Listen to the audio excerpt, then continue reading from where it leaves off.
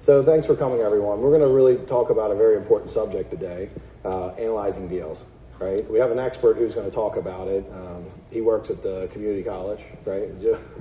No, he teaches a flipping class too, though, but it's me.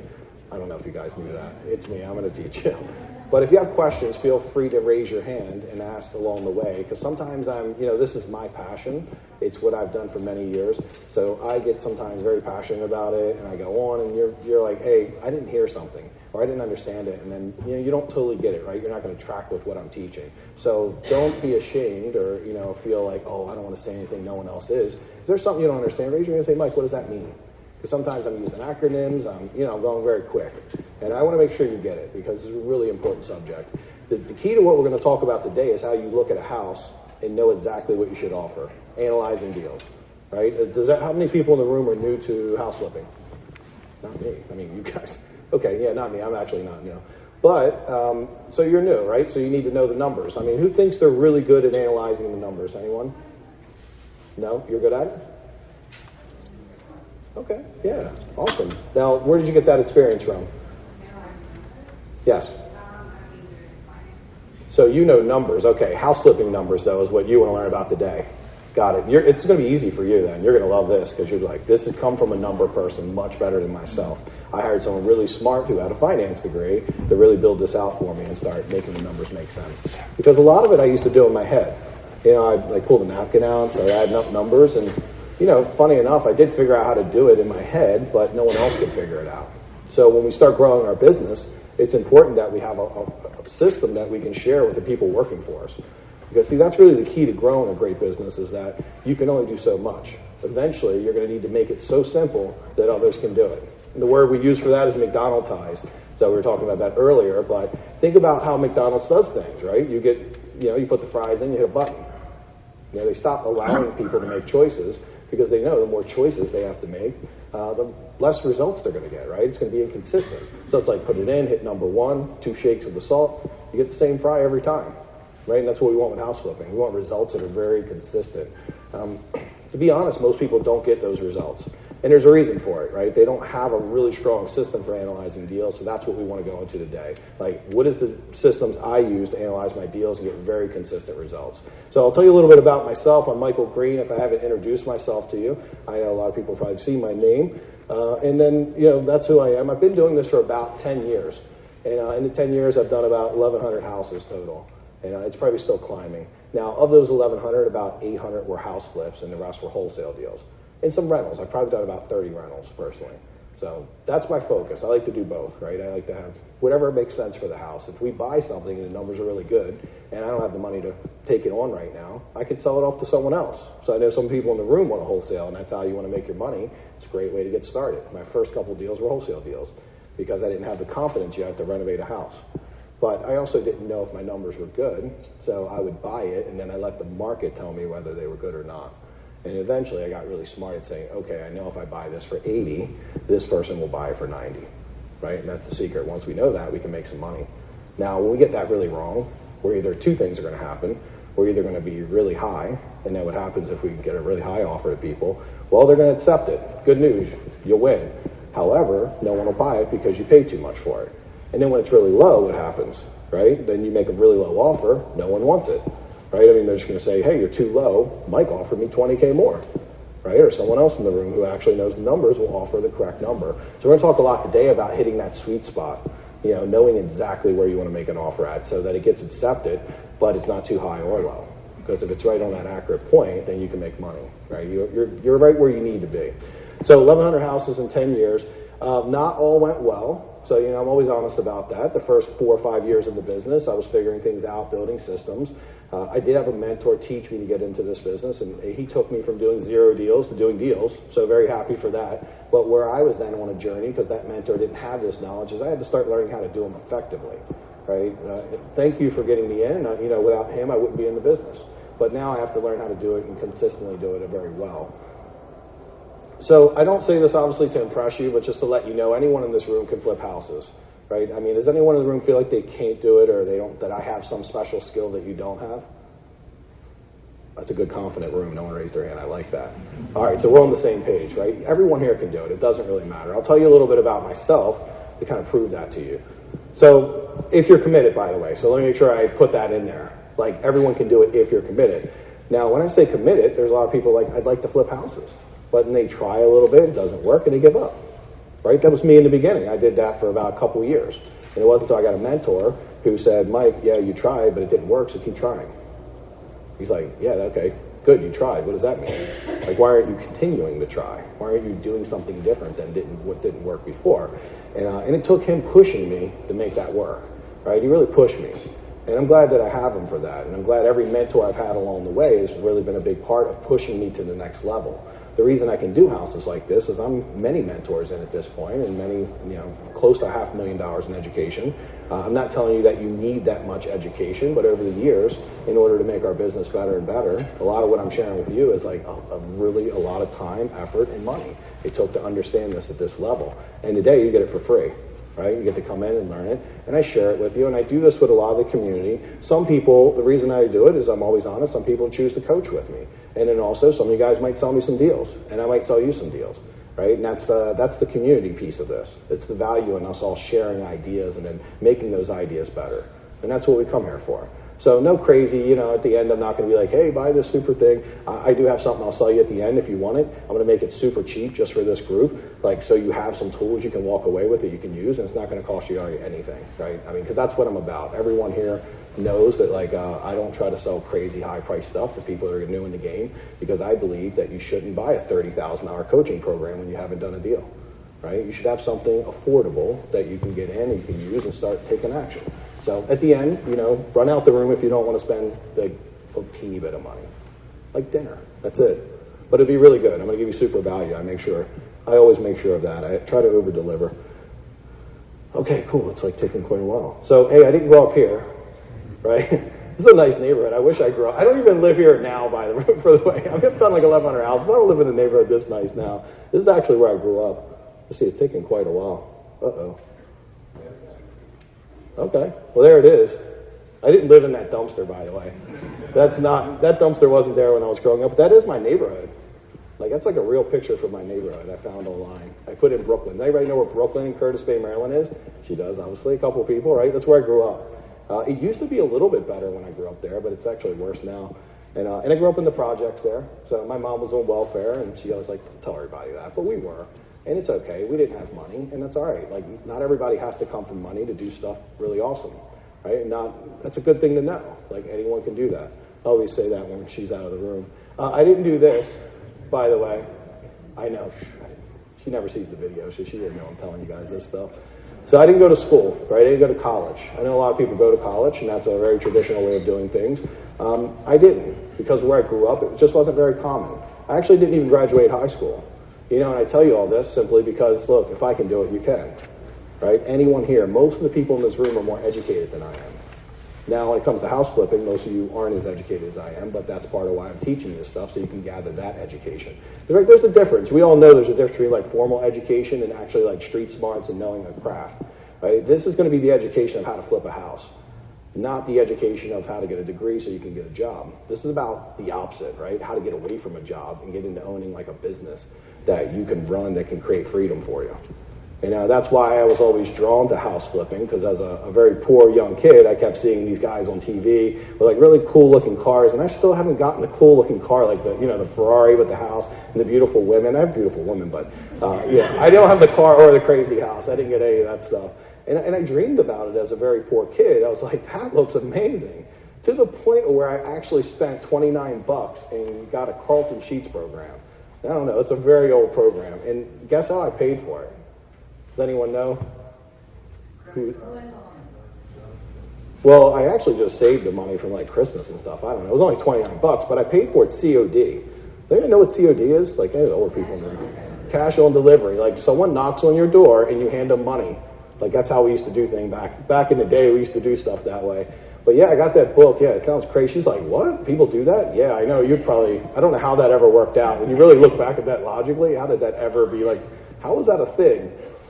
I guess, but I could not see that working these days, right? With hackers and everything else, that would be crazy. But yeah, so I paid $29 cash plus shipping and handle. It was like $35. I saved. That was a lot of money for a 15-year-old kid. I read the program. I did absolutely nothing with it. So it's like most of us do, right? It was good information in there. He sold millions and millions of those copies of that book. I'm not telling you to go buy it now. It's pretty outdated. 30 years ago it was outdated. It's really outdated now. But it was just, for me, it was the spark, right? It was what got me wanting to be in this business. It was the first time when the dream was created. Now, it took me until I was 31 years old to really act on that, right? I didn't do a thing. So 15 to 31, a lot of years I thought about being in house flipping. It wasn't until the house flipping shows came out and I started like binge watching them, and I really was like, all right, I'm going to do this, man. Like, these guys on the show do not look smart. I'm like, don't do that, don't do this. I'm judging them, like, oh, that looks stupid, don't do that. And I think they make them look that way because it's entertaining. They're probably much smarter than they look on TV. But it made me think that, well, if they can do it, so can I, right? As a kid from the projects, 10th grade education, got in trouble with the law, I didn't think that I could really flip houses, and I think that's what held me back for years. No college, instead I went to jail. Where I grew up, like, we did bad stuff, and eventually, you get in trouble for that. That's how it works. So I got in trouble. At 17 years old, I got in trouble with the law. I ended up having a different kind of education. We'll call it a street smarts education, which actually comes really in handy in flipping. Like, college degree is not as important as a street smart education because you're dealing with people that you better be a little bit thoughtful of how you're dealing with them, right? They want to try to get over on you. There's contractors. There's a lot of moving parts when you're a house flipper. You're dealing with different personalities. So sometimes some of the lessons you learn from the streets are really valuable lessons. A lot of what I teach is how you can deal with people in a way that's very productive, right? I want to kind of mix the educational piece with also the street smart piece, because now I've become formally educated and I mix it with the street smarts. It's a really powerful combination, right? We want to use some what's the number one rule of street smarts? Common sense, right? You got to have some common sense. So college doesn't always teach you common sense, teach you how to pass a test, but street smarts will teach you common sense. If you have common sense, then you are uniquely qualified to be a house flipper, because it will require a lot of common sense. Just saying, hey, this doesn't make sense, and then challenging it. Like, hey, 2 plus 2 doesn't equal 5. It equals 4, right? Well, you guys probably know better than me. So to summarize all this, I was the perfect example of misused white privilege. Right? I mean, you think as a white kid, blonde hair, blue eyes, I should have had some more opportunity. I didn't really do it very well. I kind of did everything the wrong way. It took me a lot of years to get myself straight. At like 21 years old, I started really focusing more on being a better person and, being better to the community. Really made a life change. I met someone who changed my life, a mentor, and someone who really, once we got to know each other, kind of showed me how things were very different. How my belief system that I created growing up in the projects was very limited, because I thought I was only capable of X. And he's like, Michael, you're capable of like everything, like we all are, right? We can do anything we want. And when he shared that with me, it was the first person that ever believed in me, right? And believed that I could do something not illegal, but I could do things legally, right? He's like, take everything you did here legally and then put that into something like positive, right? And he's like, it's more work, by the way. He's right. It was a lot more work to do it this way. So that's the lazy way. And he's like, do all that. And then so over the years, I've done those things. I started my own business for many, many years. And I then eventually got into house flipping, which is another business that I started. And all that started just from me deciding to be a better person, being a more positive person, right? When we have positivity, then we tend to do good things in this world. A lot of it comes back. You guys agree with that? And everybody agree, like when you're positive, you get it back? Yeah, for sure. Yeah. Anybody have an example of a positive thing they've done where it just gave them some great returns that they want to share? Yeah, good.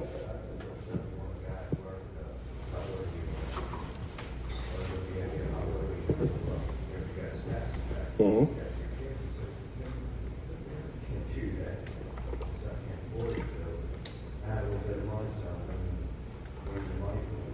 Dude. Yeah, that's awesome.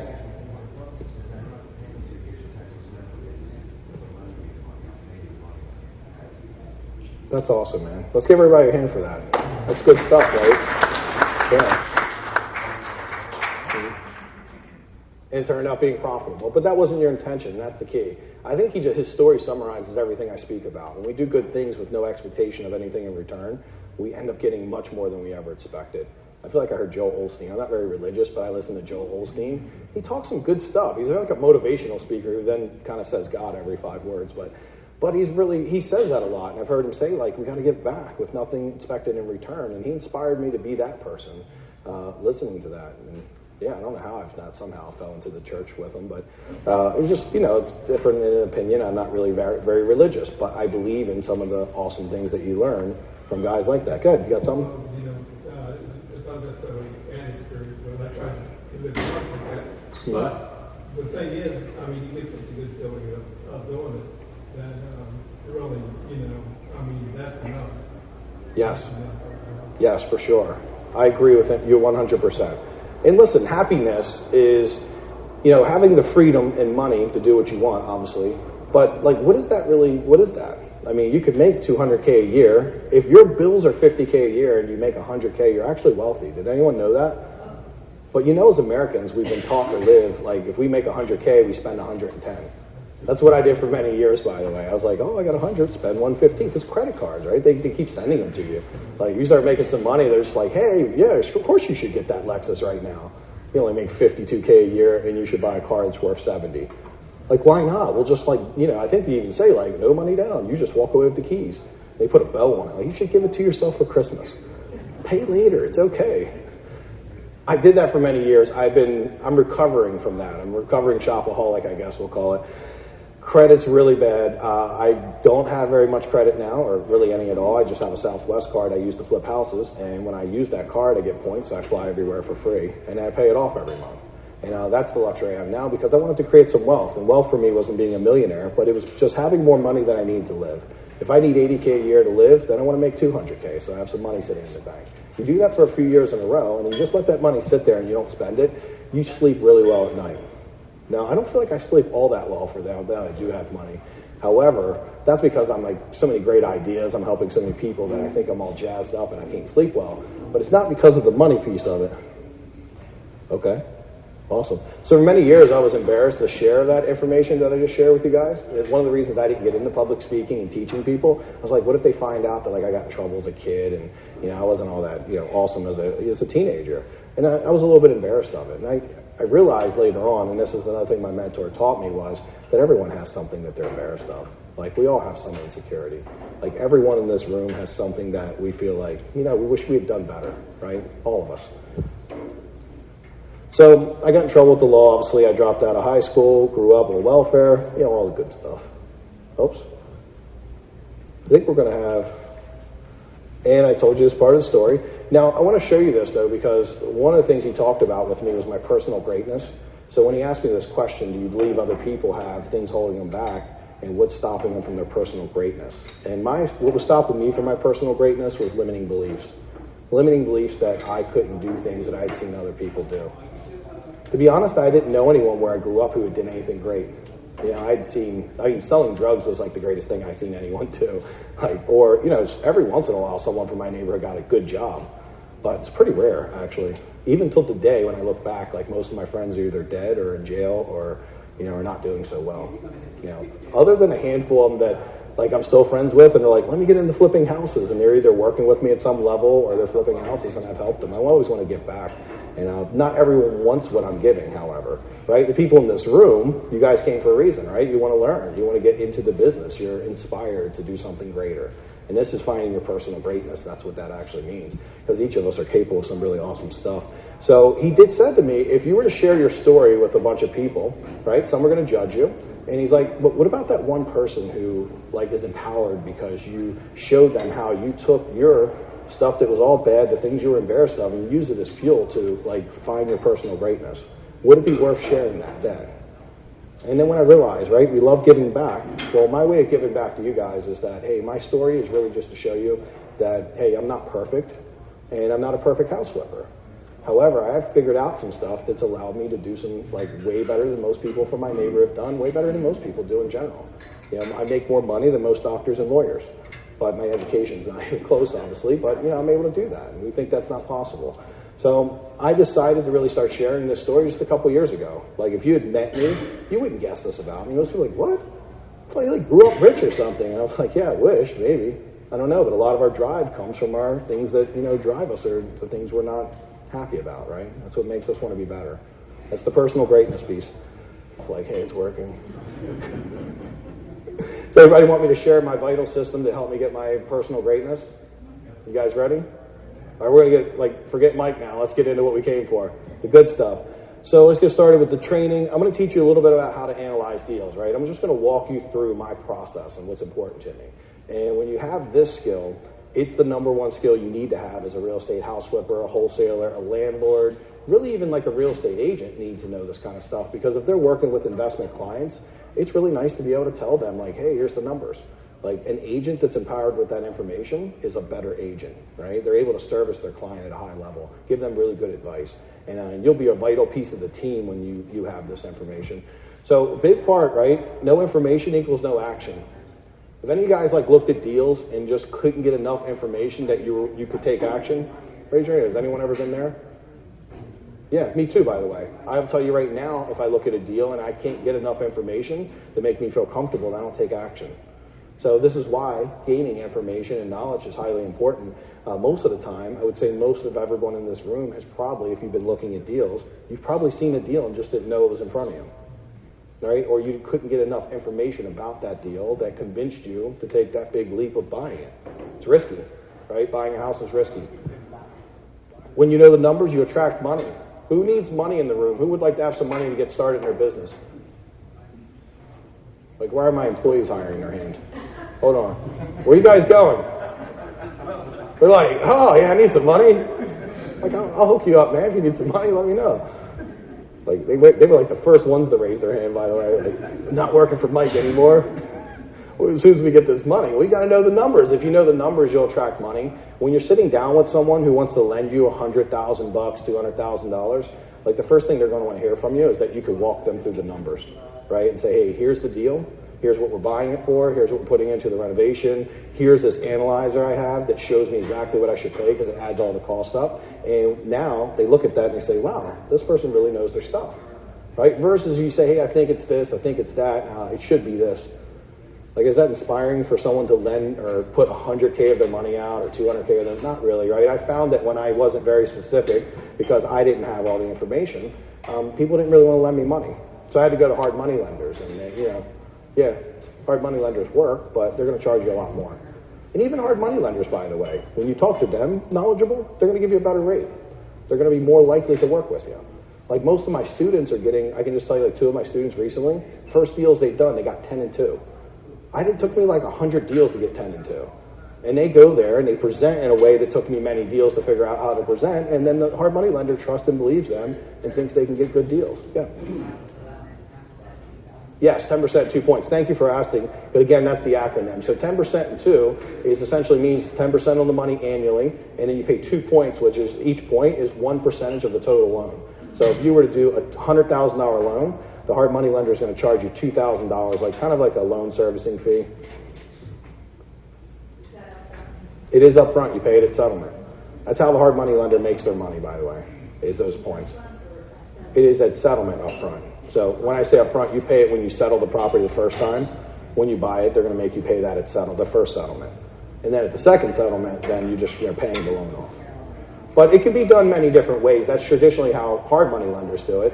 If you're working with a private lender, then you can work out anything you want. You might get them to put all the money up. I've seen people do private money as low as 3 to 5%, and 10 to 12% is a really fair rate if you can work that out. But they put all the money up for you. So say you've got $0 in your pocket.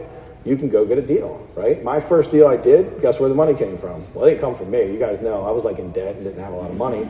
I found someone who did have the money. And I hired a mentor, and when he started showing me the numbers, I was literally just sharing that with one of my friends, and they're like, holy crap, you really know this stuff. And I was like, well, not really. I didn't tell them that. I didn't really know it. I'd just been taught, and I was kind of sharing what I knew. But it gave the perception that I really knew what I was doing. And he was like, hey, you might not know this, but I've got some money away. Like, I would have never guessed. I would have never even asked this person. He got a settlement that he didn't tell anyone about for a couple $100,000. And he didn't know what to do with the money. So he decided to flip a house with me. And we ended up making $35K on our first deal together, and he got half of it. And so he was very happy. Like, that was like, I was okay with doing anything. I would have gave him all of it if that's what it took, because I wanted to get into the game. And I didn't have any money to get in the game. And he ended up being that money. My second partner, he had about $800,000 because I now knew the numbers and I had a track record of doing a few homes with one partner. He had $800,000 he invested with me, and me and him ended up doing 600 houses together. So again, it was knowing the numbers that allowed this to happen. right? Speaking intelligently, even though I wasn't exactly the most intelligent person, formally, I was pretty intelligent about real estate, right? They don't care. They invest in the person, right? And they can see that you've taken and you know some stuff that other people don't know. I've seen many people invest with people just because they held the title realtor. Like, oh, you're a realtor. You must know all this stuff, right? Well, the realtor is not, it doesn't teach you anything about investing. They just teach you how not to break the law, right? There's certain laws you have to not break, but they're not really teaching you how to be a realtor. You have to learn that on your own through some additional trainings and life experience. So learning to analyze the deals, this is the reason you want to learn that, right? These are the two things you get from it. You know the numbers, you'll attract money. We all need money. I actually need money even now. I would flip more houses if I had more money. Sweet spot offer is the second reason. So here's some of the things that go into that. Your low offers will get rejected way too often. So anytime that you are offering way too low for a house, because maybe you look at it and you say to yourself, well, I'm not so sure about this or this. Why don't we just offer like 10K less to be safe? Has anyone ever thought that before? Like, yeah, me too. I used to do that a lot. Yeah, he's like, yeah, for sure. Yeah, 100%. Well, I've done that. What happens is, like, let's take a guess. Someone else is going to pay more who knows the numbers exactly. So when you're like, let me pay 10K less, there's probably someone that's going to pay 10K more. And it's a very competitive market out there, and you lose deals, right? This is the secret: is you got to find the sweet spot where you know you're paying the perfect number, and you're not paying too much or too little. And then when you pay too much, can anyone guess? I think this is an easy one. Can anyone guess what happens when you pay too much for a house? You lose money, or don't make as much as you should. Like, there's some people laughing. Higher offers lose money. Like, you could teach this. Super simple. Hey man, welcome. We have nothing good. You haven't missed anything good yet. But we're getting to the good stuff, so you like perfect timing. So you lose money whenever you make high offers, you're losing money. And when you make low offers, you're losing the opportunity to make money. So you can get why it's very important that you're accurate. It took me many years to figure this out, and once I figured it out, my business started to grow exponentially. It was when I got more passionate about saying, okay, I know that I can get within 10 or 20K. What would it take to get within a couple $100 of like the outcome that really happens? And these days, I can tell you that when I buy a house, and I always look at it, here's what I thought, and here's what really happened, it's really close, right? I mean, it's within $1,000 usually. Now, some things could come up and that might go down, but it wasn't the analyzation reason. Maybe there's outside factors like my contractor quit, or, I didn't know there was some stuff behind the wall. Things happen, right? The business is not perfect and always, we can't always predict every little thing that's going to happen. But the good news is I'm thinking I'm going to make 35K, a couple things go wrong, I make 25K, right? That's enough money still, isn't it? Like, we're not going to cry too much about that. But we still take some notes and learn so we can get back to 35K. We want to make about $30,000 a flip when we do this. And we want to make somewhere between $5,000 to $20,000 on our wholesale deals. And that's pretty standard for the industry. Go ahead, Virginia. Do you have a question?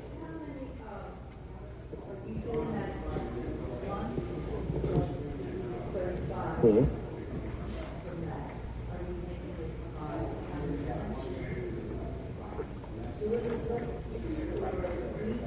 Mm-hmm. So it's when I take a house and I buy it and I resell it, that's a completed project. I make $35,000 on the job. So meaning that if I bought it for $100, put $50 in it, and then sold it for $250, and after I pay all these fees and realtor and everything, I net profit I walk away with when I sell the house on the back end is $35K. Now that's affected if I take longer than I thought, because obviously there's holding costs. So we want to be able to get in and out quickly, and we want to know how fast we can do the renovation. Is that clear? Okay, awesome. So there's 3 simple steps to my perfect offer system. Delonte, Rashad, he uses it, right? He uses it every day. Rashad he's actually a student who came to work with me as my acquisitions guy now. And Rashad is literally, his first week working for me, he found a deal. So give him the high five, because every other acquisitions guy I've ever worked with in my life took at least a month to find their first deal. Then he found one every week for like the next 8 weeks, was it? Dude, it was crazy. He actually, I had to go find money. I was like, oh man, you're buying so many. I don't even know, dude, he's the first guy to ever test me where I was like, I have to go find more money now. It was like, I have more deals than I have money for. So we started wholesaling some of them. So we got a wholesale now. Yes, we got a wholesale. And then everyone around us is buying deals. I think his dad's going to buy a deal we have recently. And he's like, yeah, he's going to talk to his dad into getting into flipping and different stuff. remote. He's all the way from Florida. He's like, yeah, I'll take a blow. We've got a great rental, that's why. And so that's what we get. When we're able to find great deals, we get opportunities. Like a house we just bought recently is worth $155. We bought it for $62.5, and it needs no work. It literally was renovated 4 years ago, and it's getting $1,300 a month rent. So it has the tenant in it. We can just buy it, collect $1,300 a month, $62,500. How much you guys think the mortgage payment on that is? Who's the math person? 7, 5, 450. Yeah, probably something. It's probably like $300, but then you got a couple hundred for taxes, insurance, so probably $500. Like that's a lot of cash flow every month. But more importantly, right, we don't just care about cash flow, but it also has equity in it. It literally is worth, like, put $10K into it, it's worth $150. And someone would literally have $72,000 into a house that, is worth $150. It's a massive amount of equity. Most people do not have that kind of equity on the rentals. We get the luxury of getting deals like that because every day we're in the game, right? And the way it works is we get a lot of good deals, but then every once in a while we get some great deals because we're here. Sometimes people just call and say, I want 62.5, and we look at it and we're like, good, we'll take it. And it just happens to be a really good number. I think the reason we got it, we thought it was a $130,000 house, and after we bought it, he recomped it and looked and said, oh man, I was looking at comps on another street, and actually on our street, it's much better. And I was like, well, that's good news. That's what we want to have happen sometimes. So step one is the post-renovation value. Anybody know what that? The ARV essentially is what you're going to hear that to be called. That's the after repair value. The key to this when you're learning this is you want to know exactly what you're putting into the house. So we have to find 3 comparable sold properties. In order to do so, we have to know how we're going to design the property. So when I say 3, it can be 2 to 3. Now, when we're looking for 2 to 3 houses that are exactly like ours, we're looking for similar style. Right? We don't want to take a house that's a Cape Cod and then, compare it against a Colonial. Colonial's a little bit nicer. Cape Cod's like, got the slanted ceiling, so it's not quite as desirable. We also don't want to compare a 2,000 square foot house versus a 1,200 square foot house. You got a question? Do you ever look at active listings? We do, but mostly just to see what our competition is when we're selling. When we're buying, active listings don't really matter to us because we don't know what they're going to sell for yet. Even if the market changes, like it's shit right now, like you wouldn't look at. No, I never look at actives because, look, what I've seen quite often is realtors will buy listings, we call it. So meaning they go in and a customer's like, hey, I want $300,000. The realtor knows it's worth $270. Well, they take it at $300, knowing that, okay, well, we'll just negotiate and we'll get price reduction if it doesn't sell for $300. So when it's out at $300, it doesn't necessarily mean that's what it's going to sell for. It could end up selling for $250. So we really want to focus on what did it actually sell for, because that's our only real way of having like that concrete evidence of what we're going to potentially get.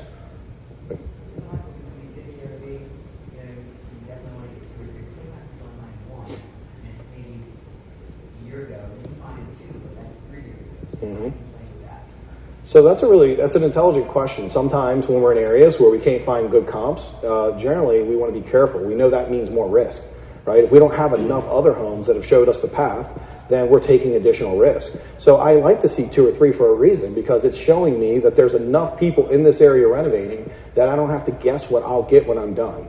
Now, if we only get one comp and then one's like 3 years ago, well, we'll have to make an educated guess at that point, and we'll also have to know I might buy just a little bit more conservatively, knowing that, okay, I've seen the comps, but they're not conclusive, right? The more solid the comps are, the more likely I'm like, that is 250, 100%.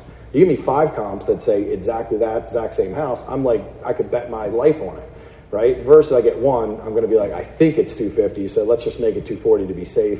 I actually would be pretty conservative in that situation just to kind of offset that risk.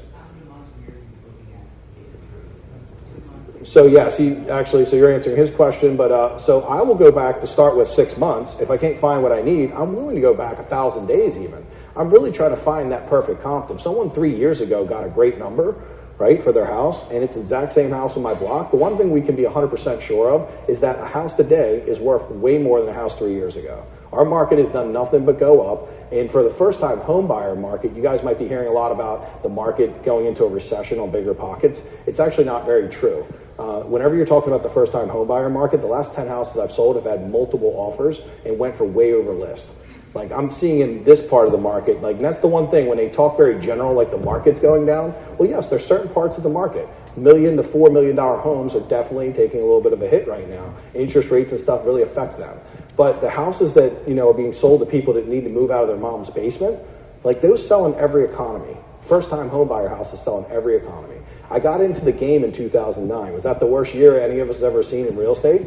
Like, we crushed it in 2009. Everyone was like, oh my God, I can't believe you're getting in the house. People look at me like, yeah, I'm becoming a house flipper. Like, what? It's like, thought I was crazy. And I was like, well, whatever, I'm getting in. But what I learned from my mentors, there's no such thing as a good or bad market. There's only different ways to invest, right? In a market that's declining a little, we have a little different way to invest. But I will tell you right now, as a first-time home buyer market, we are not seeing any decline. Yeah, I'll turn this off for a second. We're not seeing any decline. I'm only seeing the markets going up, and that first-time home buyer market is like about 150K to 300K in this area. So those very, very high buyers, we've got a lot of people that want it. Our inventory is still very low. So if you put a good home out, you price it correctly, it's going to sell for you instantly. You're not going to see any problem selling that house. And even if the market starts to go down, then what we would do to answer your question is we would take the comps we currently have, and then we would anticipate, okay, it's going down 5% in the next year, right? So let's take about 2.5%, 3% off our offer to anticipate a little lower ARV on the back end. That's what we were doing in 2009. 2009, just so you guys know, the worst market we've ever been in, and it was going down 12% a year in first-time home buyer markets. So that's what we're talking about. I want you to realize what like one of the worst declines ever meant to the first-time home buyer market. 12% a year. So if you do a flip in 4 months, I don't want to do the math. Is that 4%? Yeah, it's 4%. Okay, I think I'm right. So 4% is all your house would go down. So if you were going to buy, you thought it was going to sell for 100, like what's 4% off of 100? 4,000? So you go from $100,000 ARV to 95, you're safe. You're selling it no problem. You're anticipating the decline. And that was the worst decline ever. Now, to be fair, what most people are focusing on is that in the really high-end markets, things might have went down 30% in a year, even 50% we've seen sometimes, because like who's buying $1 million home in a declining market? $1 million home is more of a want than a need, right? The houses we sell are a need. People need a home. They need a place to live. They need a house to live in. When you get to like really big houses, they're just something you want, right? When you think things are going well, you'll buy those things. When you don't think things are going well, you'll stay in your $300,000 or $400,000 house. You won't go to $1 million house. So that market just shuts down. So the little bit of decline we're seeing is definitely in the high-end market. And the low-end market, we've seen zero decline. It's actually still going up in value. Over the last 6 months in Baltimore, the values have still considerably climbing. So again, I don't preach for the rest of the area, but I know you guys are coming here. You're from this area. And if you're near D.C., it's doing even better. Like if you're in Temple Hills, Capitol Heights, that market, I've gotten like 50K over list on the last house I did in Capitol Heights. Like I put it out at $399. It sold for like close to $450 when it was all said and done. 17 offers. Does that sound like a declining market?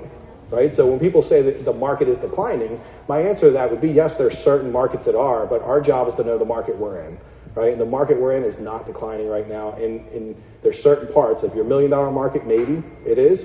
I don't suggest you do $1 million flips, even in a good market. I suggest you stay in the core of where you make all your money. And as a house flipper, we make our money selling the first-time home buyers. It's an unlimited resource. We always need a place to live. I don't care what the economy is, someone's always going to want to move out of an apartment or their mom's basement.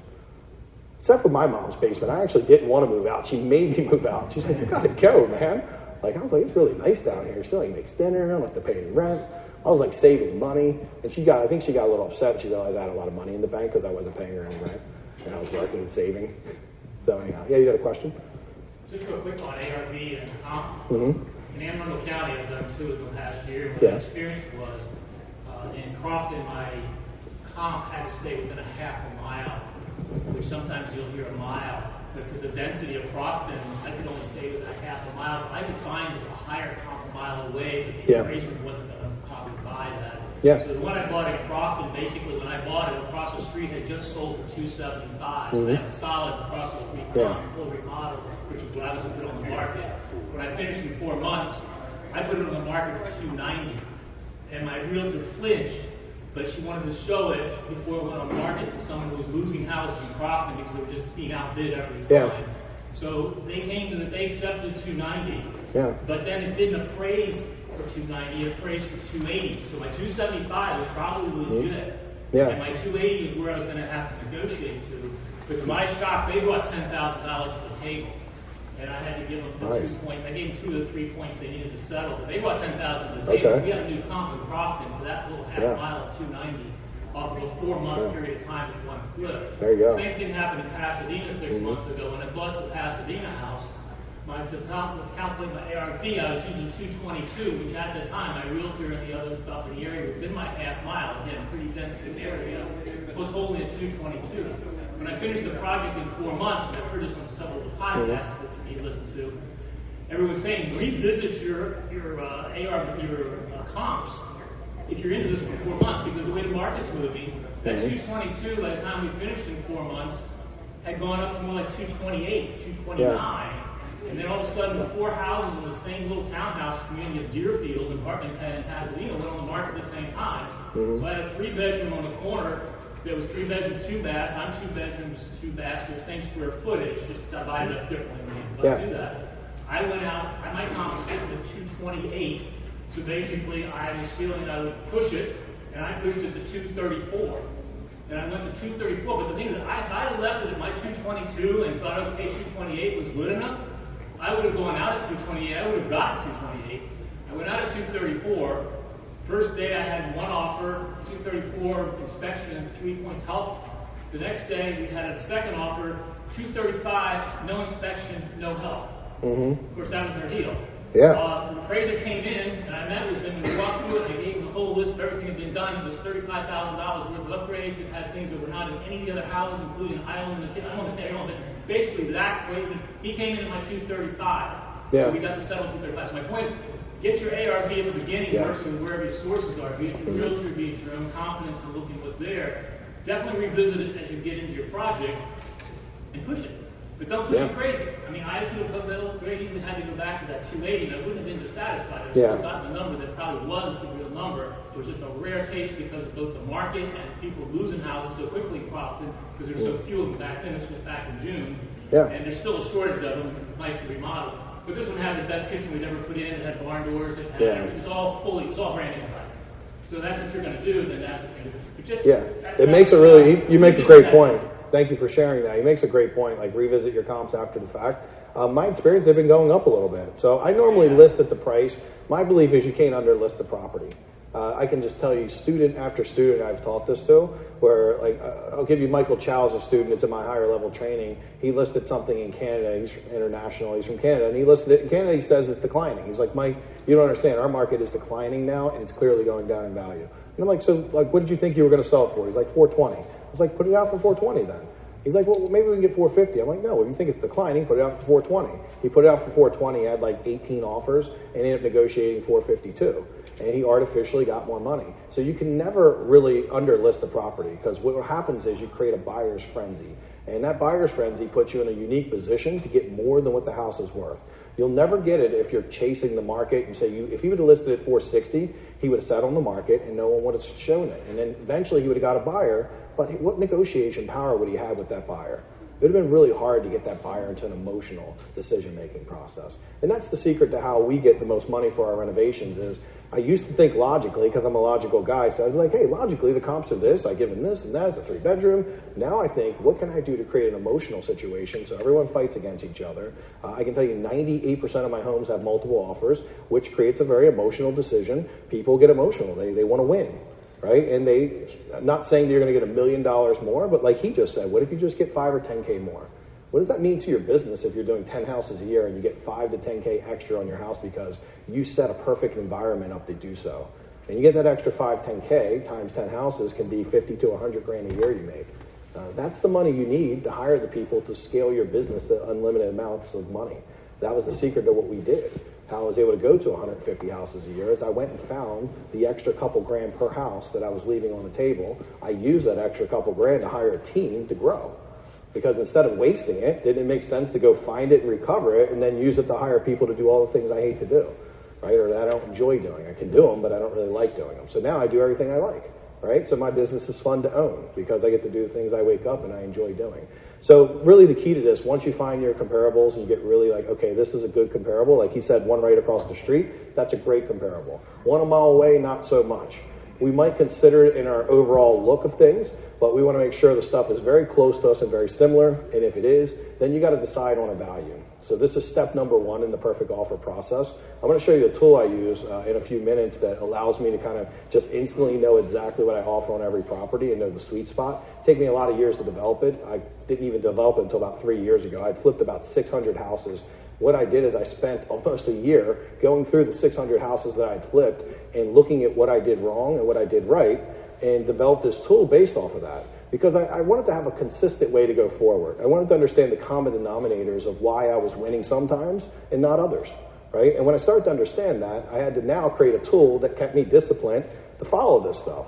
And it's underwriting criteria. Like, think about every big place. They have a way they underwrite things. They have to have a very, very clean system that when I look at things, here's how I make choices.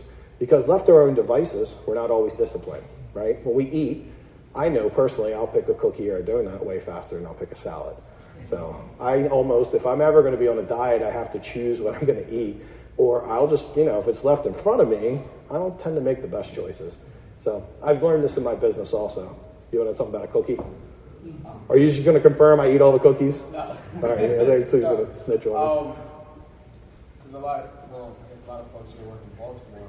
When you're working in the city and it's like dense, a lot of these row homes is like really dense. You go maybe a quarter mile out or half mile out, you might pull up like 100 comps. So how do you kind of like decide between the 100 comps for like some of these row homes or dense? So I have, like, part of my system is that whenever I pull the comparables, I do a radius, and I start with a half mile. Okay, a half mile is good for me. Now, if that half mile yields me too many samples, essentially, right, and we get 100 comps, that's too many.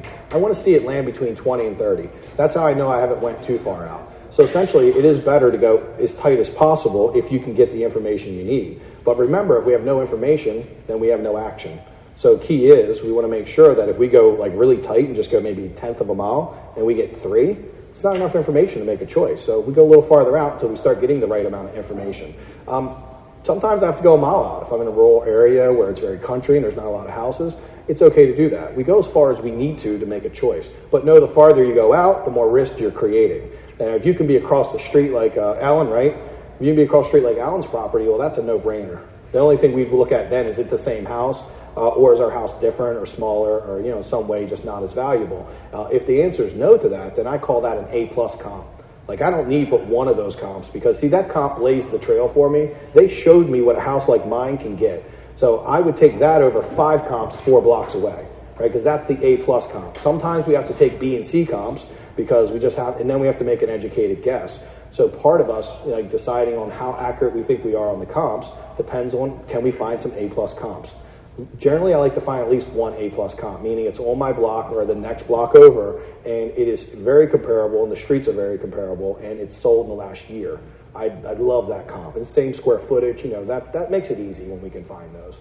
And if you can't find those, then you might want to consider, if you're new, just maybe not doing the deal. Right? Makes sense. Good. Oh, what a great question, because we're just talking like, where do you find them? Thank you. That's a great question. So the best place to find them is the MLS, which you'll need a realtor to do that. There's some realtors in the audience that obviously would love to get you comps and work with you and help you find properties. If not, we do Zillow and we do like Redfin, but I'll tell you Zillow and Redfin's not that accurate. But it's a good way to start if you just want to kind of get a feel, look around. I mean, it'll get you in the ballpark if you use it properly. You just need to see what our other house is selling for, but just know that like Zillow and Redfin, the information is not 100% accurate. Good. MLS is a multiple list service. So this is what realtors use. It's where they list the properties. It's extremely accurate because if you put in proper information in, they find you. And they're actually sneaky. I don't know how they know, but like every time I've made a mistake, they're just like, Michael, fix it, or we're going to find you $100.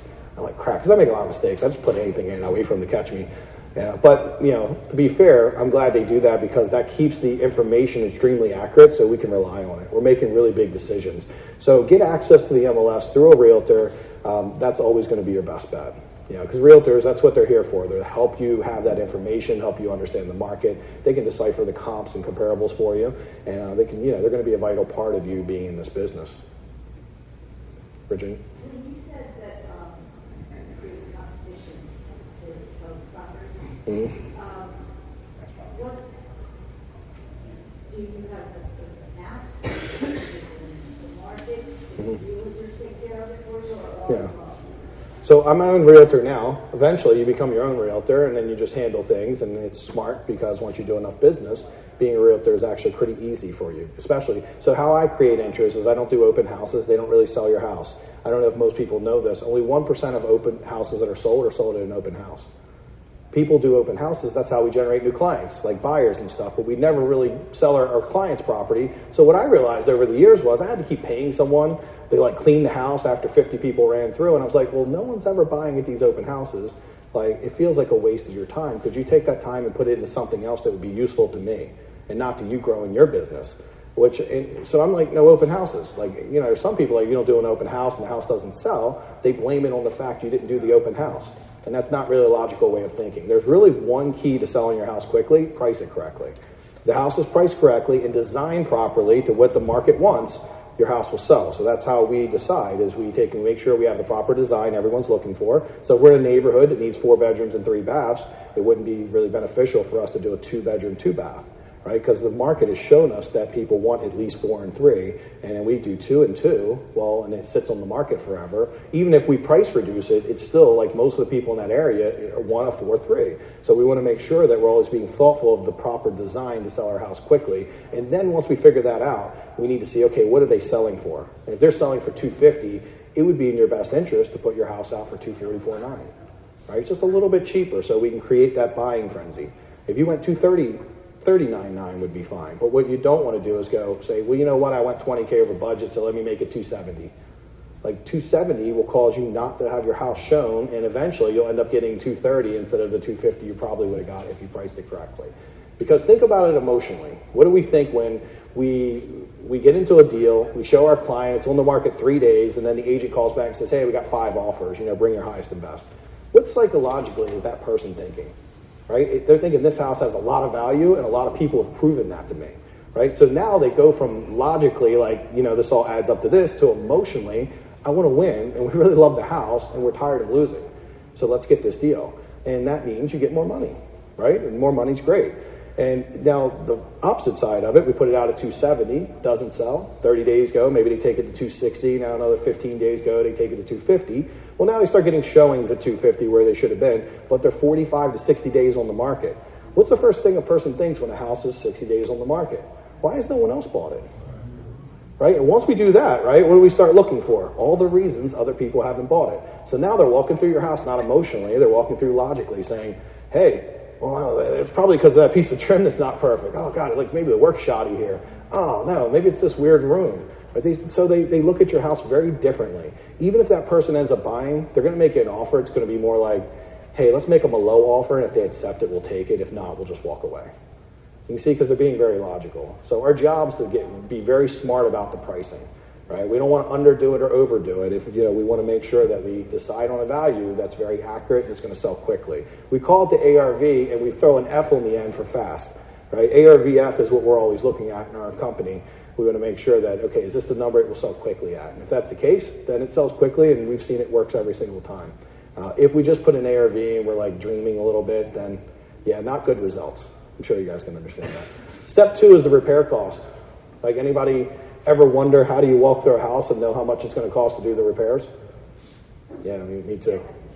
It's a challenge, right? So we need a very good system for knowing that. Our system that we use is a little higher level. I personally walk through the house with a line item budget, and it takes me about 10 minutes, and I can just say $3,000 for that, $2,000 for this, and eventually I'll come up with a number, right? But when you're new, you won't have all that information. There's a few people in the audience that can do that. But what we had to do, so like Rashad could walk in a house, he's done one flip, he doesn't know the numbers perfectly yet. So we created a system for him where he can literally put in what the house is, what needs to be done, what can be saved, and it comes out with a number that's actually pretty good. Because the key to this, we're not going to be perfect. Sorry, again. It's an Excel sheet that asks questions. So part of what I'm going to offer you guys at the end is I'm going to give you something really cheap that's going to show you how to come up with that number, a system for doing it. Because the key is, look, you don't need to be within 1,000 or 2 of this, but if I can get you within 5K of that number, you can make decisions. So if you say it's 55K and I look at it and say it's 53, that's not a big enough difference to stop you from moving forward. But the issue could be is if I say it's 53 and you're like, it's 20, right? That's a big problem. Or it's 90, right? You're too far off. We need to be really close. So we need a system for that. I think one of the most genius things I ever did is when one of my coaches said, well, Mike, you know how to do all this, but how do you teach your guys to do it? Right? Because they don't have your experience of doing 600 or 700 houses. And he forced me, we spent months figuring this out, like what is a really simple way that you can answer a handful of questions and literally just be like, bam, there's the number. And know that you're going to be pretty close. Because there's two things that really matter in this, and this is what we're going to get to. But, in the repair costs, we need to know that. We need to know the ARV. If you get these two things right, you're going to make money every time. You realize that, right? Garbage in, Joel, right? Accountant. Garbage in, garbage out, right? It means if you put bad information in, you're going to get bad information out. That's the Achilles heel. Yes. Same thing with analyzing the numbers for this, right? If you put a bad ARV in, too high, too low, you put a renovation cost in, it's too high or too low, you're going to get bad information. That's going to make you think that you've done a good deal, but maybe later you find out not the case. So you got to get really good at this. Now, as a new person, we just need to get proficient enough to have confidence to make offers. Then what you want to do from there is you really want to get good at it. Like I've spent years becoming great at this because I understand that if I'm great at this, then my business will have a lot of consistency. So yes, I'm a contractor now, but I didn't get in to be a contractor. I became a contractor so I could learn these numbers. I didn't want to get them wrong anymore. I wanted to become an expert of it. But it wasn't, like I said, the most genius thing is I wish instead of becoming a contractor and spending 5 years mastering the numbers, I wish I would have had a simple system like I share with Rashad, where I could just been like, that takes what? How long did it take you to figure out the numbers? 10, 15 minutes. Yeah, and then how long did it take to train you on it when you were new? Not that long. A couple days, a week. I mean, it's really simple. It doesn't. You use it like 10 or 15 times and you start getting really good at it.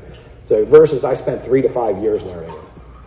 Yes, I'm good at it. And yes, I would recommend that once you're in the game making money, yes, you should keep evolving your skills and getting better.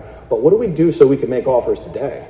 Right? We have to have a good way of doing that. I'm telling you, I've seen a lot of people give you software, weird things, and say, put it in here, and it's really inaccurate. But this is what we're sharing with you today is exactly what I do in my business. It's not inaccurate. It's not a software or a tool that I'm selling online. I'm actually sharing with you my exact process that Rashad uses every day, I use every day to buy deals. So it's a little different than selling a software that looks really cool. When you sell a software, you just want it to look cool. It doesn't necessarily have, and plus it has to work for around the country. This is very specific to our area, right? It's going to tell you exactly in our area what you need to pay and what wins, because it's what we use every day. And it works in many other areas around us, but it's not going to work everywhere. So instead of being very vague with this training, I'm actually very specific, so that way you can get some great results with it, because that's what we need. Good. So would you say it's a bad idea to just use a basic square footage if you need minimum repair, say $15 square foot, minor or next level 25, major 45? So my experience has been that is not very accurate. And what I mean by that is maybe you can get within 10 to 20K using that. And 10 to 20K, it's better than being 30K or 40K off, but it's what I would call like you taking like one step forward instead of the whole 5 steps forward, right? We really want to get to a place where we could be within a couple, like 3,000 to 5,000 is the max. That's our area of like really knowing what we're doing. If we're getting too far off beyond that, then it's going to hinder you. You're either going to be making too high or too low of offers. So the square footage, a lot of coaches teach that because it's just an easy way to teach their students to have some idea. So they're in some ballpark, but it's a really wide ballpark. So, again, I could tell you to use it, but know that the result you would get from using it would be you're going to be pretty vague and you're not going to be exactly where you want to be. But anything's better than nothing. So if you have nothing, start with that, right? Because it's better than having absolutely nothing and just shooting out of the sky and saying, I don't know, I think it's 100, right? You've got to have some idea. And then, because there's a lot to that, by the way, because something that's needs minimum work, right? Then it's going to be the square footage of the house, but then like how old is the house? That could, what neighborhood is it in? What quality of renovation do you need to do? Is it going to be just like painting carpet in, or do you need really high-end cabinets? Right? You got to know all these factors, and that's really important to kind of add into all that. The details matter, right? The details are the difference between people that are winning at a really big level and people that are just not usually making it, unfortunately. Because there's a lot more of us who don't make it in this business than there is people who make it. Right? So we want to start understanding the behaviors of the people who've made it and like start imitating them. Right? If we're imitating those behaviors, we have a better chance of success. You said early on that you had hired a mentor. Mm-hmm. It seems like you made a difference in your ship. Yeah. How did you get to it? Well, this was like 10 years ago, so there was like one mentor at the time. Right now, there's a lot. There's a lot to choose from. I teach people. There's Cody Sperber. There's people online. They'll teach you things.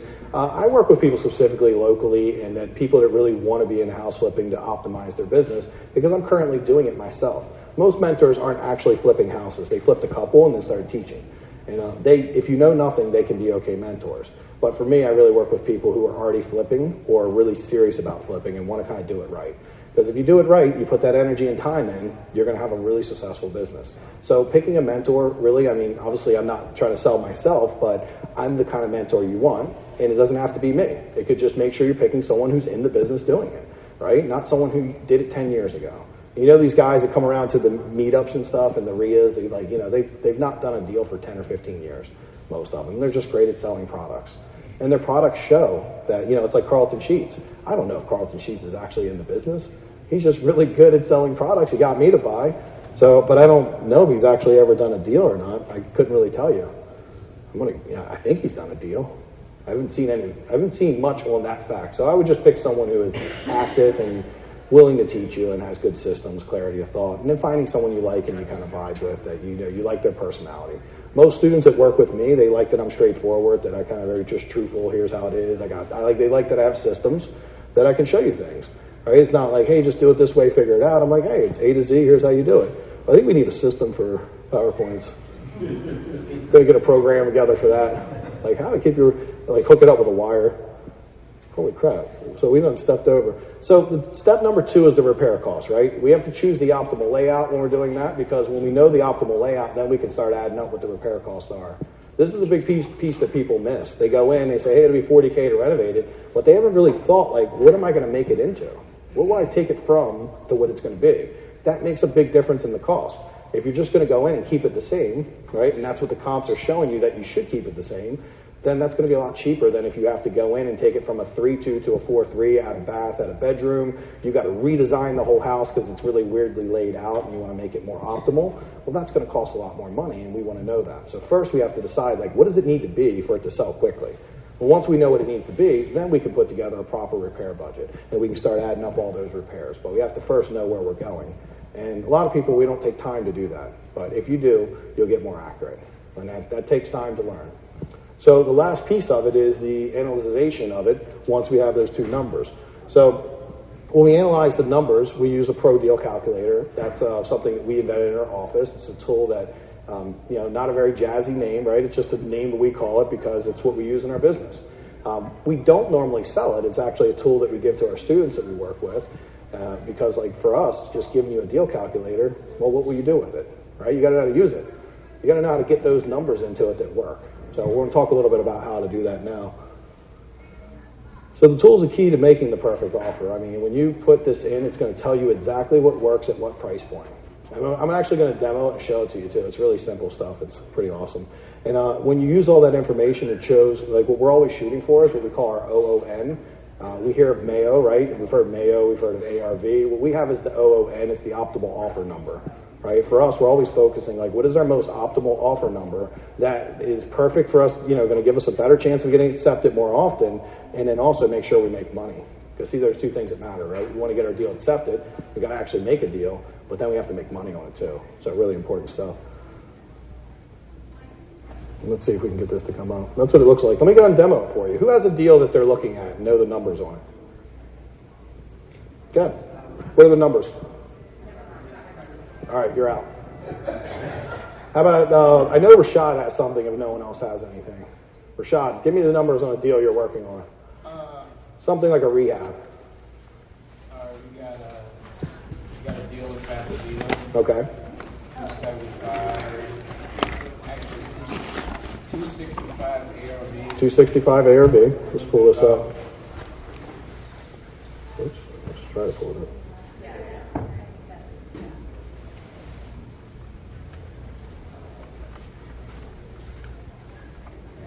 So here's the calculator. It sits on our desktop. This is what Rashad uses every day. I use every day. 265 ARV.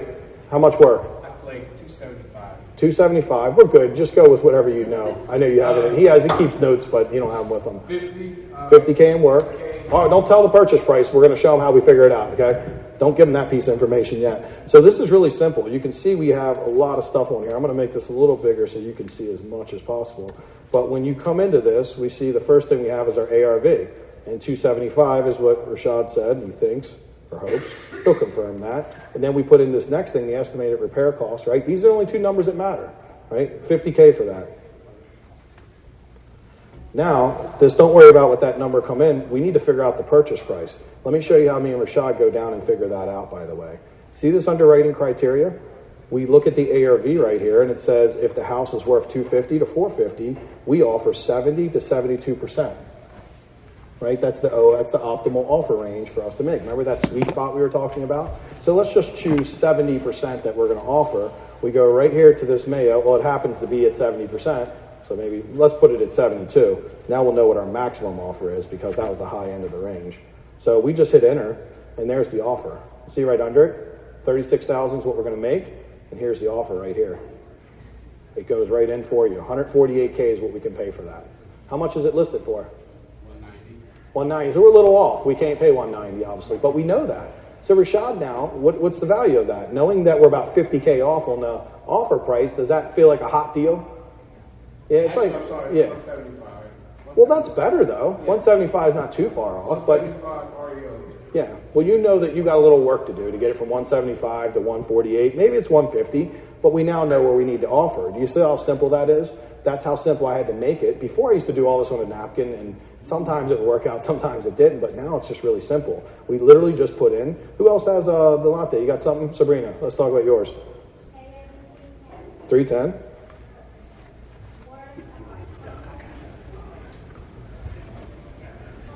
45? Okay. 45K in work, and you said it was 310, so I think it's going to be similar. So same thing, we got 70 to 72%. This time, let's go on the low end offer, right? It's going to be the smallest amount we offer. We'll put 70 in, we hit enter, and here's a really cool thing. You can pay 172 for it. Don't tell me you paid like 300 for it. You're still working on it? Yeah. What are you thinking as far as the number? Okay. Well, let's take a look. Here's some really good information you're also provided. Oh, God, here we go back again.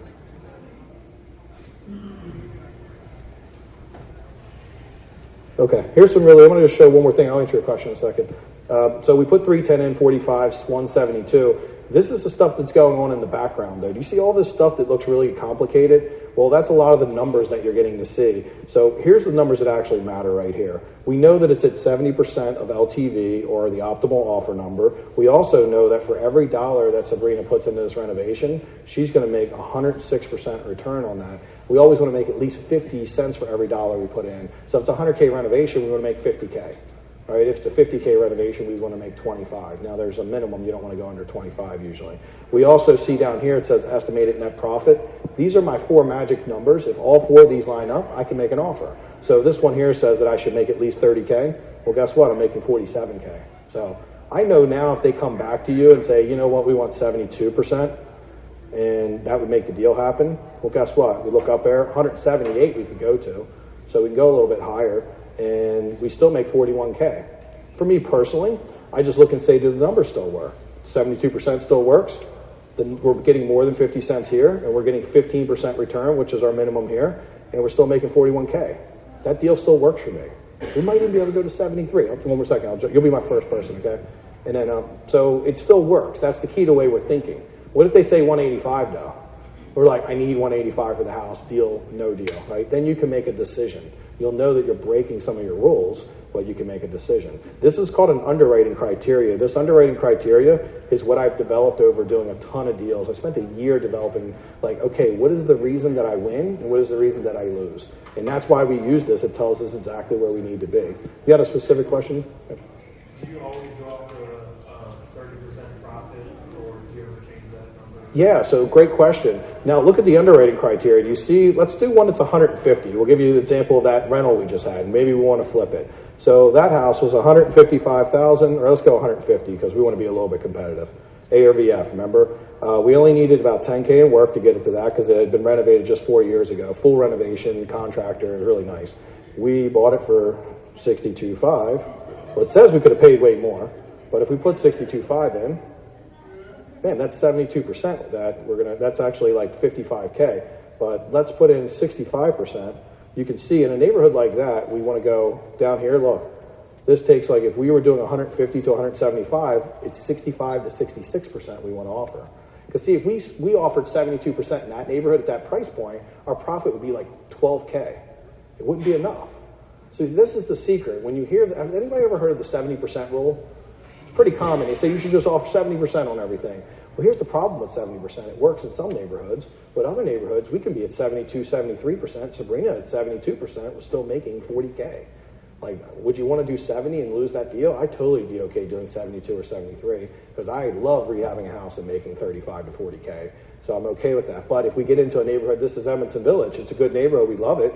But if it's only 150K ARV, you need to pay about 65 to 66%. So the underwriting criteria, what it does for you, it shows you in each price point where you need to be in order to get that optimal offer number out. You can see it goes all the way up to 74% at a higher price point. And I've seen people go 70. If you're doing a house that's 600K and you pay 76%, you still make like 60, 70K on that deal, by the way. Like Crofton sometimes, right? You get a really high price point, you could easily make a lot of money. So the key is it's anywhere from like 65 to like 75%. The key is knowing like where do you land, right? And that's what this does for you. It shows you exactly where to land, where you should be, what you need to pay in order to get the deal done.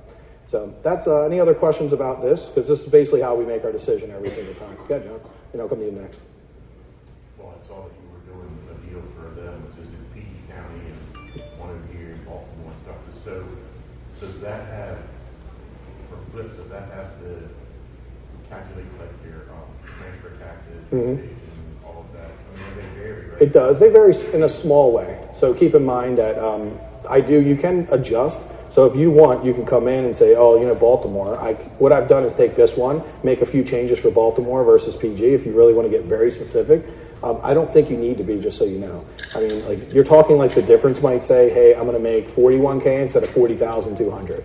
Like it's just not a big enough difference to kill your deal. And on your, I guess whatever it is, but your criteria, you've got your card limit costs already set in. Yep. I have 12 and 2 set in, by the way, but you guys are welcome to change that compared to what your cost is. If it's less, put in less. If it's more, put in more. So the key is I just give you a foundation for it so you guys know where to start. This is a good middle ground. You should be getting money close to that. You should, your transfer cost should be in that ballpark. But if you really want to get like gangster with it, and you want to just take and really hone it out, like you're like, hey, I don't want to be within 1,000. I want to be within 100. Well, you'll probably need to adjust all those things depending on each county. But for me, I'm okay being within 1,000 because I don't want to get overly detailed. When I get overly detailed, I miss opportunity. But I don't want to be under detailed and be 10 or 20K off. This will never allow you to be that. I test it against every deal I do. So I always, when we do a deal, we print out a copy of this. It says we're going to make 41K. What do you think we do at the end? When we've done the deal, we look and say, how much did we make? Right? Was that ARV right? Was our renovation cost right? And did this thing calculate right? If the ARV is exactly what we thought and the renovation cost is exactly what we thought, the number's always within somewhere between $100 to $1,000. It's that accurate. Because we don't have to be more accurate than that, right? $1,000 one way or the other is not going to cause us to say yes or no to a deal. So you can get better with it if you'd like, John, but usually I recommend starting, and then if you want, you can adjust as necessary. Sorry, go ahead. Oh, sorry, you were next. Okay, thank you. Yeah. Okay, yeah, PG County.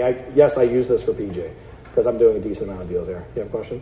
Yeah, for your rehab costs, do you necessarily, like I know you try to shop for the better rehab costs, but like do you like look for sales or do you coupon or you just go out there?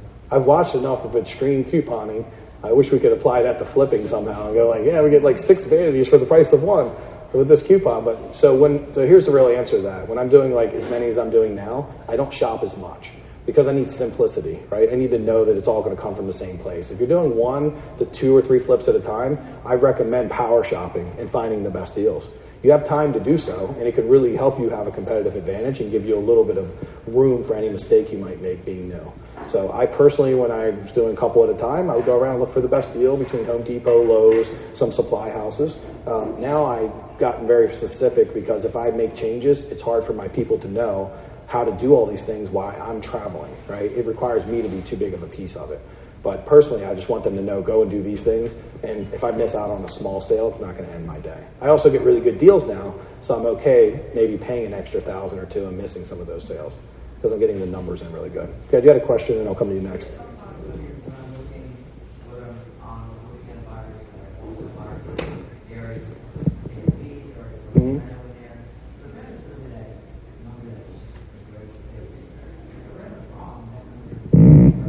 Yeah, so here's the thing about that. Whenever you look at something from a wholesaler, it's almost always wrong. So just so you know, I mean, like, remember, like, I'm probably the only wholesaler that puts good numbers out because I know the numbers, but most wholesalers are new. We wholesale when we were new to the game. So they probably haven't done 700 flips or even 50 flips. They've probably done none. So they're giving you their best guess. And obviously they're trying to sell their deal. They're going to be more optimistic, right? And so we have a joke in the office. If they say it's 30K in work, just double it. And it ends up being a very scary way. It ends up being accurate. Like most of the time, they're like 30. I just make it 60. And my 60 is usually closer than the 30 is. Yeah. Mm-hmm. Yeah. And how do you get a spreadsheet, or is there a spreadsheet calculator to walk in, or not that, sometimes walk in. Mm-hmm. So Yeah. there's another grade of education that's not in someone's grade. Yeah. So to get around, what do you do about that spreadsheet? I walk the house and I line item everything out. So what's really big for me is instead of asking a contractor what it would cost, I actually create standardized pricing and then I tell the contractor what I'll pay. And I'm very in tune with that. I wish there was I can give you simple stuff to do offers, but when it comes to really getting tight with those numbers, usually people work with me for 3 to 6 months to get that honed in because it takes time to really get used to what the numbers are. The value of that, though, is when you understand what the numbers are, you start getting your houses done cheaper than you did before. Like almost everyone is paying people more than they think because imagine this is how most people's opinion on what something should cost comes from. They'll get 10 estimates, and let's say waterproofing is a great example. My first time I did waterproofing, I got 10 estimates. The lowest one was $14,000, the highest was $27,000. So if someone came in and said, I'll do it for 10, I would have thought that was a good deal, right? I paid $3,500 for it right now because I found a way to do that. Now, for a long time, I paid $5K. And $5K is fair also to waterproof a whole basement. But it's not the 10, it's not the 12 or the 26. But if you keep hearing those numbers, would you believe that 10 or 8K is a good deal? And in reality, we got 40 to 50 items on every house we do. So if we're paying a couple thousand more on each item, it'll take your budget from 50 to 80, just like that. And then really, you're not making money because you're paying too much for the work. So it does take time to get really good at it. But I have a couple tools that if anybody wants to have this today, I'll offer it to you for a really cheap price. And I'll do some training on exactly how the acquisitions team gets a really good ballpark. Right? There's a shorter training that can get you in the realm so you can make offers. But long term, it just takes practice and a lot of, someone mentoring you and walking you through, or you doing a lot of houses and figuring it out. I figured it out the hard way through doing a lot of houses, and it took me about a year and about 10 houses before I got pretty good with the numbers. So not really the quick way. You have a question? I think you had one, sorry.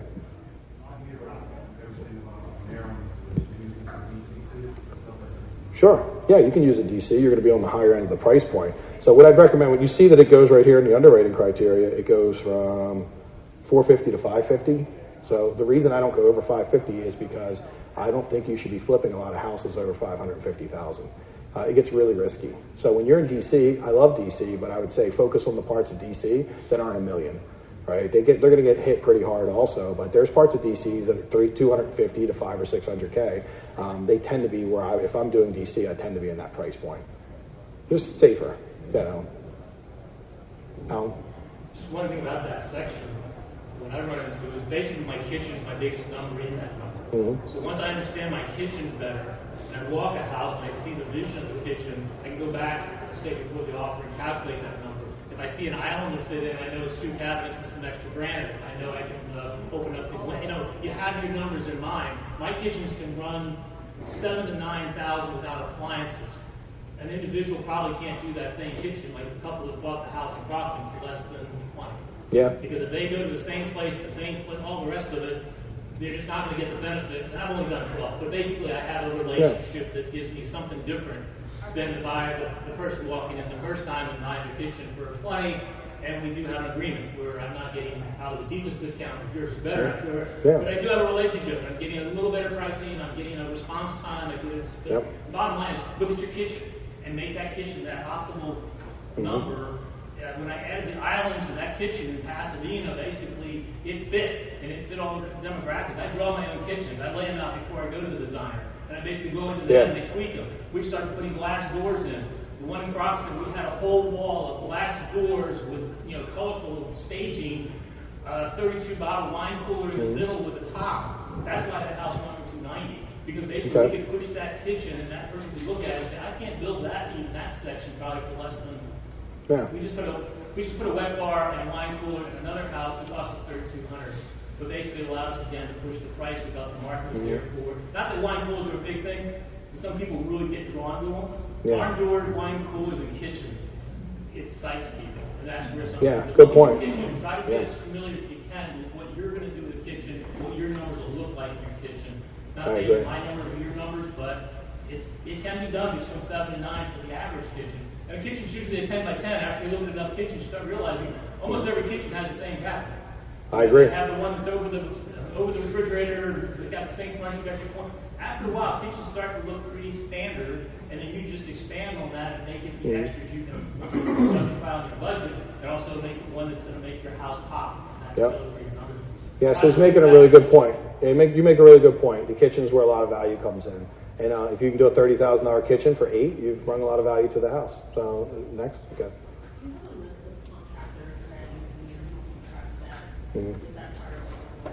I wish I did. I wish that I had a list of them, but the reality is, and nobody loves this answer, is that there really isn't a lot of great contractors that you can just hire, and they're going to know exactly how to do your house and do it for a cheap enough price. It requires you becoming the leader and you becoming good enough to understand the different costs so that you can inspire people to work for that cost. And that's the reality of this. It would be super easy if I could just be, here's my, matter of fact, if I had a list like that, it'd be very valuable. For myself, probably even more, but we have to create them. So for me, I have contractors I've worked with a long time, and our energy and time we spent together, they went from being not that great to good. When I refer them to friends and family, they're like, why did you give me this guy? He's like awful, because they don't know how to work with them. Right? I've learned, we found a balance of us working together that they become their best version of their self.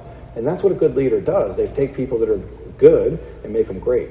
And that's what I have to do with contractors most of the time. Because any contractor that's already there, who's already really great, well, they're usually charging more than we can pay. So we have to find the balance of a contractor. It's doing this, right? The contractor, it's on the upswing. And then we catch them down at the bottom, but they're heading up. And then we head up with them, right? And then we find a good, nice routine of working together. Most of my guys have been with me like 5+ years. They don't go away because I keep them very happy and I make sure, but they are doing the work at very affordable prices because I've shown them how to make a really good living working at that price. Right? I have to teach them and help them with that a little bit. And when I say that, don't think you have to be a master contractor. You just have to work, say, hey, look, this is what the goal is we want to accomplish for you, that you make profit and I get my houses done cheap. Every day you work on that until that happens. Right? And that's how you build a great relationship with a contractor. Contractors aren't found, they're developed. And that's the real secret to hiring. I have a whole training on that because it's such a big subject. It's, I'm part of a group with a bunch of people who do over $1 million a year in net income flipping. And I'm the only guy in the group who really has mastered this. And so I become the go-to guy when they ask me because, like, Mike, you're the guy we know. We're all struggling finding good guys. And when I start to teach them this, they're like, that makes a lot of sense. Like, we're just looking for people to hire and saying, we pay $30K. And they're like, man, I need to make 40. We're not showing them how they could do it for 30, right? We're not teaching them and helping and supporting them and then, really investing, because the reason people don't like to do that, it takes a lot of time, right? It takes a little bit of energy to work with someone and get them to, but think about what one contractor means to you.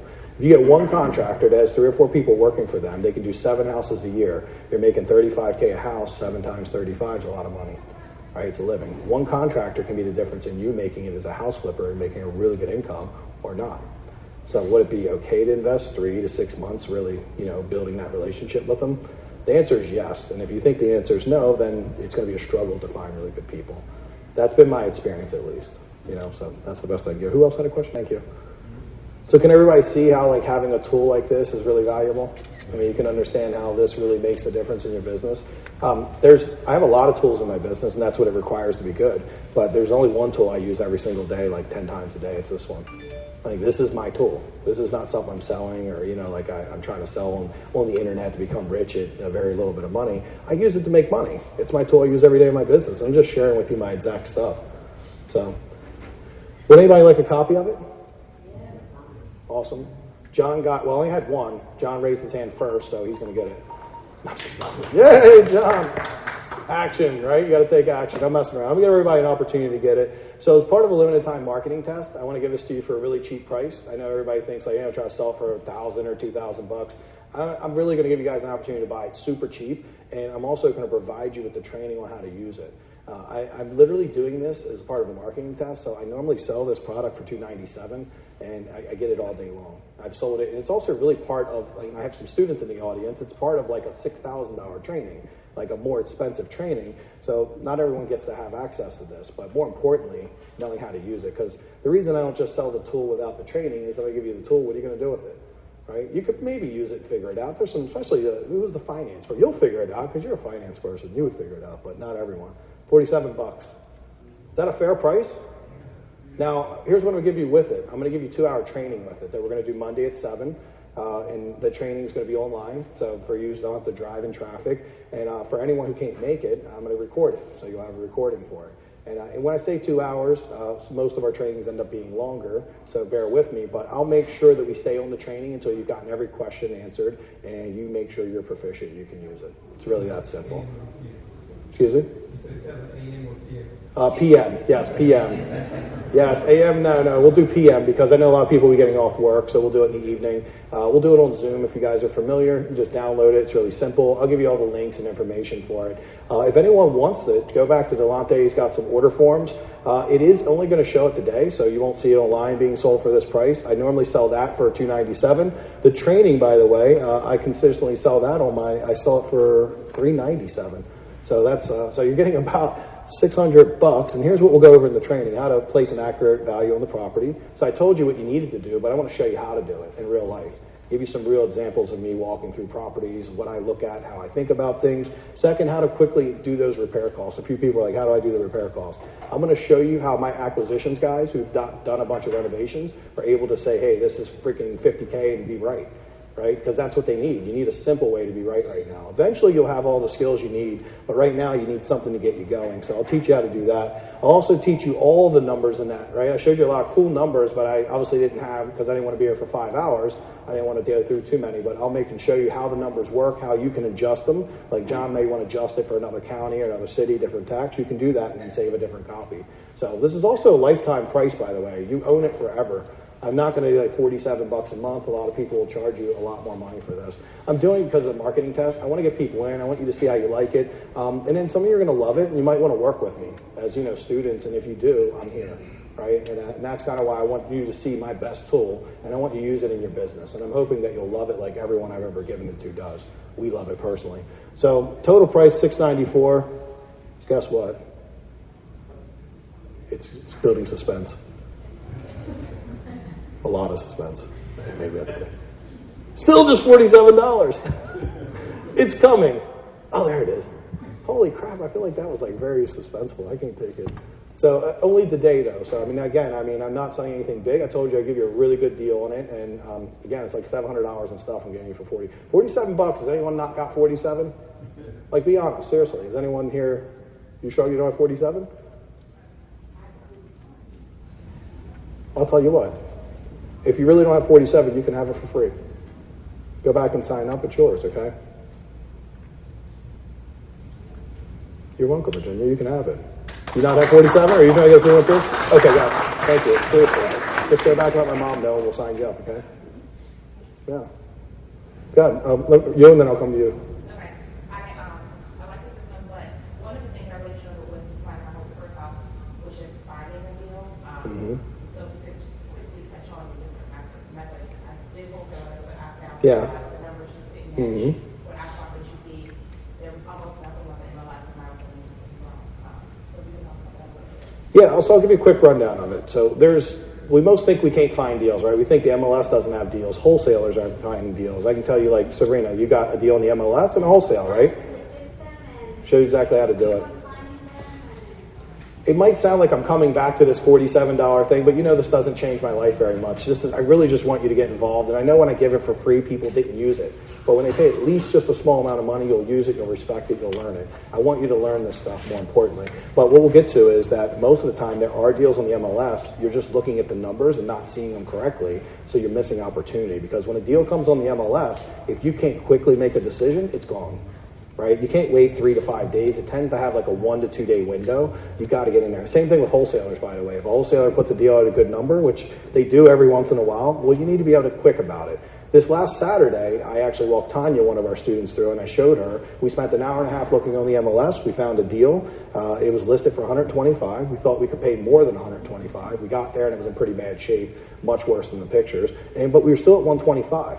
So what I did is I bugged the agent until 7 o'clock at night. I finally got her to answer her phone and convinced her to write the offer for me, and she did. And we got the offer accepted on Monday morning first thing. See, everyone else was waiting till Monday for, we don't want to bother over the weekend. But the real key was I knew exactly what I could offer on it. I knew the number, where I think a lot of other people would have seen the condition and they would say, hey, maybe on Monday I'll get my contractor through. Maybe on Monday, maybe I can get my agent to look at the comps. And next thing you know, it's Tuesday or Wednesday and you've lost the deal. So, yeah. Yeah. Yeah. So a lot of when any student works with me, the first thing I teach them, if they're in the mastermind or in the bigger training, the first thing I teach them is how to find deals the freeway. Right? We got to be able to master the free stuff before we spend money. Because if you don't know the freeway, then you're probably not going to be very good at the paid way either. Okay? For you to have to get access to the MLS, you have to be either have a realtor or Well, or know someone. That's the key. You got to know someone, right? So, yeah. Well, I'll get them hooked up with my mom, who's a realtor, and she'll give them like automated listings that she sends to them every day, so they can look. And if they need to get in and see it, she'll help them with that. And if they want to make an offer, she'll help too. And then also, any other agent that's a student or any agent you meet here, you can hook up with. There's no we don't care who you go with, obviously. Just make sure you're with an agent that's willing to do what's necessary. So, any questions about the software itself? Yeah, good. Yeah, no, it's exactly this for wholesales. It's the exact same thing, because if the deal, who are you going to sell your wholesales to? To like a renovator? You're going to sell to a house flipper or maybe a landlord, right? So you want to know the math. If you know the math for like if a renovator can make money on it, then you still say like 41K, her deal we put in. Well, maybe you buy it and sell to a renovator, it wants to make 35K, and you make a $6,000 assignment fee. And that's how we do it. You got to know the numbers though, because they're going to look at the numbers. And then here's the best part. Sometimes they don't know the numbers, and you can actually show this to them and say, look, here's the numbers, and maybe you can inspire them to pay a little more money for the property because they didn't know. I'll go to you next, Maria. I'll just tell you, I'm a hard money lender, and Okay. if someone came to me with this spreadsheet and had it all broken down, like Yeah. things about getting better rates and different stuff, like if you would pitch a deal, it'd be educated to know this is my after repair, this is what the repairs are, like, all these numbers in the spreadsheet like that. So, Yeah, that's big stuff. I work with Michael, but like, this is a great tool. So I'm going to purchase it myself. Yeah.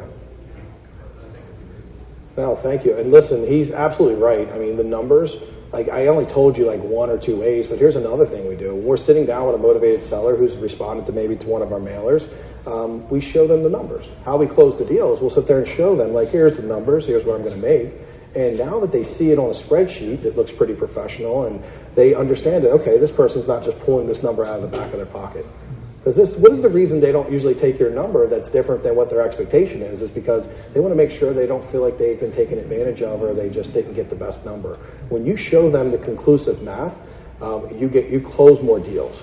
Because now they know you've done a little research. You're not just pulling this out of thin air, right? They know that you've done the comps. So I generally, when I'm presenting, I'll show them the comparable, show them my renovation budget, and then I show them this analyzer. And I'm like, here's the numbers, and here's what I'm going to make. I'm very transparent. Right? The best salespeople are very transparent these days. No more used car salesmen. It works, but it doesn't work as well as being just honest. Yes, I got it. We talk about finding investors. Mm-hmm.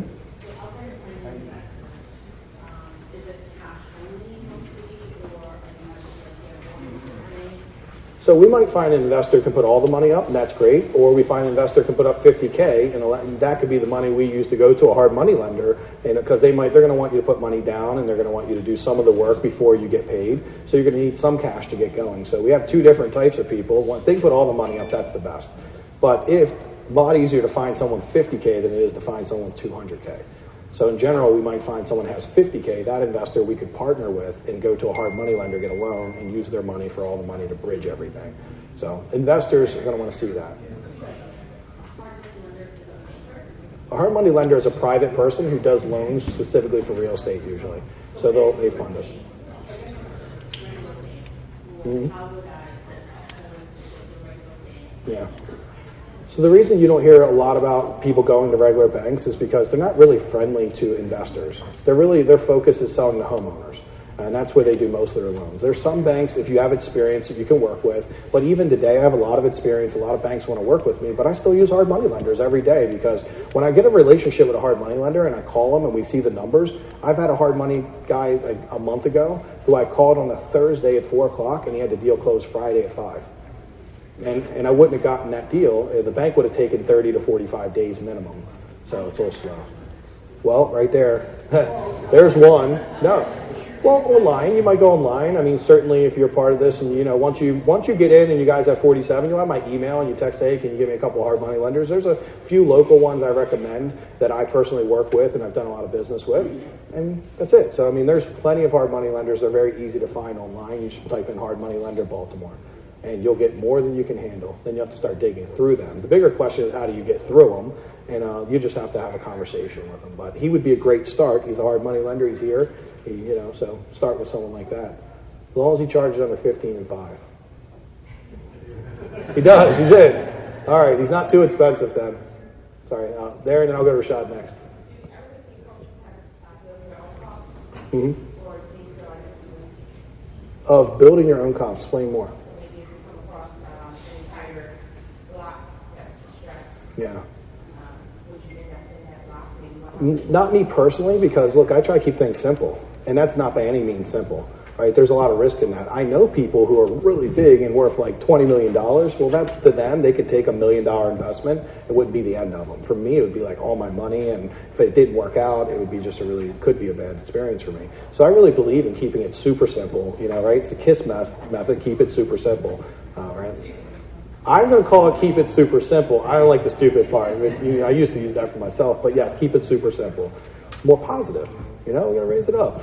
But it's keep it super simple, and that means buying houses, first-time home buyers, 150 to 300K in Baltimore. Get the PG, you might be able to raise it up to like 400K. And those houses are going to sell easy. They're going to do well. Life's going to be really easy when you work with those kind of people. When you go to building blocks and doing $1 million homes, it's definitely more speculation. And the people who do well with that just have a really high level of knowledge about why that works and how to make it work. You'll see way more people fail at those kind of things than they will win because they grossly underestimate the amount of information necessary to be able to take that kind of risk. Now, what we're teaching here is you do the simple stuff and, you get a mentor, you get someone to help you, and you're going to have better results. And start with just something this simple, right? It's $47. What's the loss? Oh, hey, I don't know if I told you this. Guess what? Oh, this is the best part. I left this out. Hey, if you guys hate it, just ask for your money back and I'll give it to you. If anyone hates it. I don't expect that anyone will, but if you do, just email me and say, Mike, it sucks, I don't like it, and I'll say, hey, here's your $47 back. And you get to keep it, if that's the case. And I don't trust that nobody's like, trying to just get it for free. If you do, great. Good for you. Hey, Sabrina, you're next, and I think I keep missing your shot. Sorry, go ahead. Mm-hmm. Yeah. Yeah. I agree. Yeah. Yeah, absolutely. So as a wholesaler,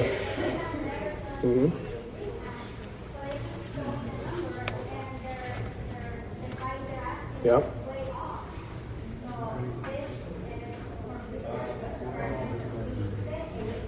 Yeah. Yeah. Do you guys realize why most wholesalers don't get the cheap prices that most of us do, and they want too much? It's because they didn't know the numbers, and they just asked, they made an offer, and then someone accepted it. If they would have known the numbers and made a lower offer, there's still a pretty good chance that would have got accepted also. But now they have the opportunity to make money. So when you tell someone you'll pay 100 when you should have paid 80, often they would have taken the 80 if you just would have asked them. Right? If you just would have asked, they would have taken it. But you said 100, so of course they're going to take 100. But the problem you have then, because you don't know the numbers, is now you figure out later that you paid too much. And that's a really hard conversation to have when you buy someone's property and you don't have the ability to sell it and then make some money. You got to go back and tell them you messed up. We like not to do that as much as possible because that's about the worst conversation I hate not keeping my promise. And that's probably what got me really good at the numbers, right? I wanted to make sure I was actually good at this. Rashad, you had something you wanted to share? This is my hard money guy. Looking at that, it looked really nice.